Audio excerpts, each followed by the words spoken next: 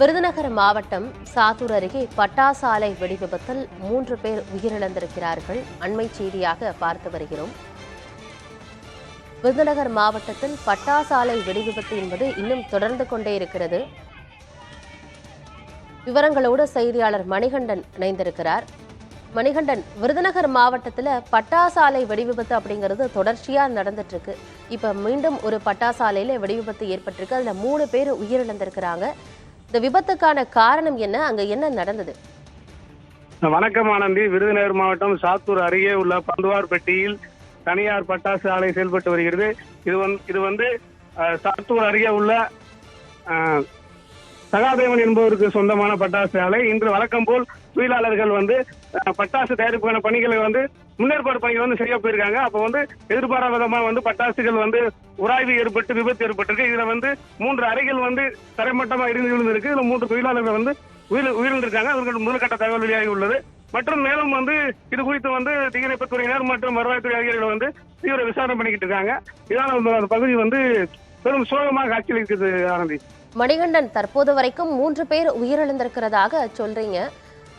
3 அறைகள் இதுல சேதமடைஞ்சிருக்கு. அதுக்குள்ள தொழிலாளர்கள் வேற யாராவது சிக்கிட்டு இருக்கிறாங்களா? இல்ல, அதாவது இப்போது பணிகள் துவங்குறதுக்காண்டு முன்னேற்பாடு பணிகள் பண்றதுக்காண்டு தான் வந்திருக்காங்க. அதனால யார் தொழிலாளர்கள் இப்போதைக்கு 3 பேர் தான் உயிரிழந்ததாக முதல்கட்ட தகவல் வெளியாயிருக்கு. ஆனந்த், இது மிச்சபடி பணிகள் தயாரிப்பு முன்னேற்பாடு பணிகள் பண்றதுக்காக வந்தனால உயிரிழப்புகள் 3 உயிர்ப்பு சொல்றாங்க. இனிமேதான் தெரியும் ஆனந்த் இது கூடியிருக்கா அப்படின்ட்டு. உயிரிழந்த 3 பேருடைய விவரம் இருக்கா மணிகண்டன்? யார் யாருன்னு இனிமேதான் தெரிய வரும். சரி, சம்பந்தப்பட்ட இந்த பட்டாசு ஆலை உரிமத்தோடு தான் செயல்பட்டு இருந்துச்சா? இதன் உரிமையாளர் இப்ப எங்க இருக்கிறாரு? யார் அவரு? உரிமம் பெற்ற பட்டாசு. மணிகண்டன், இணைப்பில் இருக்கிறீங்க. சம்பந்தப்பட்ட இந்த பட்டாசு ஆலை உரிமத்துடன் தான் செயல்பட்டு இருக்கா? இதன் உரிமையாளர் இப்ப எங்க இருக்கிறாங்க? உரிமையாளர் டிஆர்ஓ உரிமம் பெற்ற பட்டாசு ஆலை தான் ஆனந்தி. இது உரிமையாளர்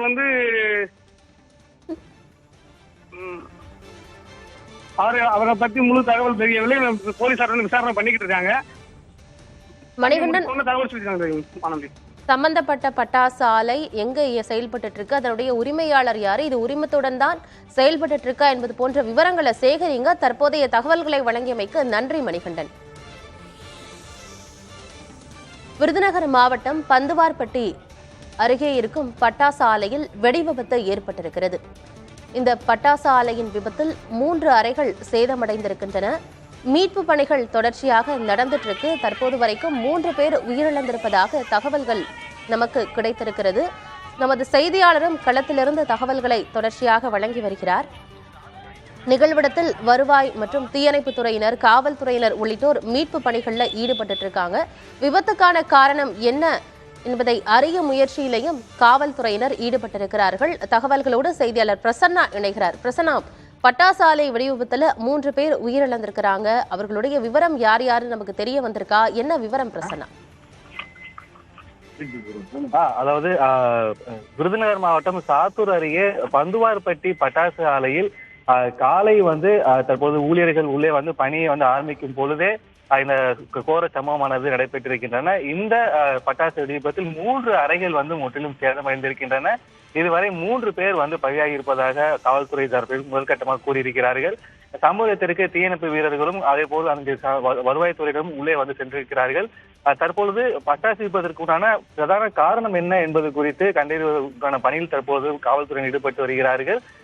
ஏற்கனவே சிவகாசி அந்த சுற்றுவட்டார பகுதிகளில் கடந்த சில மாதங்களாகவே வெடி விபத்தானது தொடர்ச்சியாக நடைபெற்று வந்தது. கடந்த சில வாரங்களுக்கு முன்பு நடைபெற்ற இந்த கோர விபத்தில் கிட்டத்தட்ட 12 நபர்கள் பரிதாபமாக உயிரிழந்திருந்தார்கள்.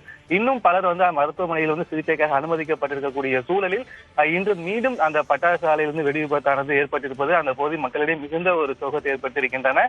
வருவாய்த்துறை சார்பாகவும் காவல்துறை சார்பாகவும் அந்த தீயணைப்புத்துறை சார்பாகவும் பல்வேறு கட்ட முறையில் அந்த சம்பந்தப்பட்ட அந்த தொழிற்சாலையில் பணிபுரியக்கூடிய ஊழியர்களுக்கும் சரி, அதே போல அந்த சம்பந்தப்பட்ட அந்த தொழிற்சாலையை வைத்திருக்கக்கூடிய அந்த உரிமையாளருக்கும் சரி முறையாக ஒரு பயிற்சி வழங்க வேண்டும் என்கிற ஒரு பிரதான ஒரு கோரிக்கை முன்வைத்து அனைவருமே அந்த தொழில் பயிற்சிக்கு அழைத்திருந்தார்கள். ஆனால் பெரும்பாலான அந்த பட்டாசு தொழிற்சாலைகளில் பணிபுரியக்கூடிய ஊழியர்களும் போர்மேன்களும் அந்த சம்பந்தப்பட்ட அந்த தொழில் பயிற்சிக்கு வரவில்லை என்கின்ற ஒரு மிகப்பெரிய ஒரு விஷயத்தை வந்து தற்போது வருவாய்த்துறையினர் கூறியிருக்கிறார்கள். முறையாக பயிற்சி எதுவும் இன்றி அந்த தொழிலாளர்கள் வந்து தொடர்ச்சியாக வந்து வேலைக்கு வந்து வைப்பதே இந்த வெடிவிபத்துக்கு உண்டான முதல் காரணம் என்பதை இந்த தற்போது நடைபெற்ற இந்த வெடிவிபத்துக்கு உண்டான ஒரு காரணமாக வந்து பார்க்கப்படுகிறது. இந்த நிலையில் தற்போது மாவட்ட ஆட்சியர் தலைமையில் தற்போது ஒரு குழுக்கள் தற்போது அந்த சம்பந்தப்பட்ட அந்த சம்பவ இடத்திற்கு சென்று விபத்துக்கு உண்டான காரணங்களை வந்து கண்டறிவதற்கு வந்துட்டு தற்போது இருக்கிறார். அது போக அதிகாலை வந்து எத்தனை நபர்கள் வந்து அந்த சம்பந்தப்பட்ட தொழிற்சாலைக்கு வந்து பணிக்கு வந்தார்கள், தற்போது இந்த கட்டட இடிபாடுக்குள் எத்தனை நபர்கள் இருக்கிறார்கள் என்பதை வந்து கண்டறிவதற்கு தற்போது தீர்வுத்துறையினர் அந்த இடர்பாடுகள் இருக்கக்கூடிய அந்த கட்டடங்களை அகற்றும் பணியில் தற்போது ஈடுபட்டிருக்கிறார்கள். கடந்த முறை பட்டாசு விபத்து ஏற்பட்ட போதே நீங்க குறிப்பிட்ட மாதிரி அந்த முழுமையான பயிற்சிகள்லாம் கொடுக்கப்படணும், உரிய விதிமுறைகள்லாம் பின்பற்றப்படணும்னு அரசு சார்பாக வலியுறுத்தி இருந்தாங்க. ஆனா இப்ப இருக்க இந்த பட்டாசு ஆலையில எந்த விதிமுறைகளும் பின்பற்றப்படவில்லை என்பது போலதான் தெரிகிறது. ஆலை உரிமத்தோட தான் செயல்பட்டு இருந்துச்சா பிரசன்னா?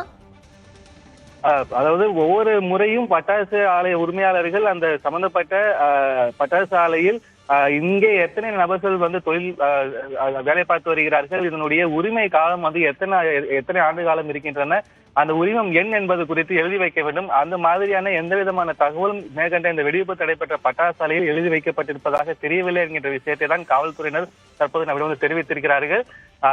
வருவாய்த்துறையினர் வந்து முழுமையாக விசாரணை மேற்கொண்ட பிறகுதான் இந்த சம்பந்தப்பட்ட பட்டாசு ஆலை வந்து உரிய உரிமம் பெற்று அங்கீகாரம் பெற்று இயங்கப்படுகிறதா, உள்ளே பணிபுரியக்கூடிய அந்த சம்பந்தப்பட்ட அந்த வேலை பார்த்த தொழிலாளர்களுக்கு முறையாக பயிற்சி வழங்கப்பட்டிருக்கின்றதா, கடந்த சில வாரங்களுக்கு முன்பு நடைபெற்ற விபத்தை தொடர்ந்து மாவட்ட நிர்வாகம் சார்பாக பட்டாசு அந்த வேலை பார்க்கிற தொழிலாளர்களை வந்து பயிற்சிக்கு அழைத்திருந்த அந்த சம்பந்தப்பட்ட அந்த 200க்கும் மேற்பட்ட தொழிற்சாலைகளில் இந்த தொழிற்சாலை ஒன்றா என்கின்ற விஷயம் எல்லாம் போதான் தெரிய வரும்.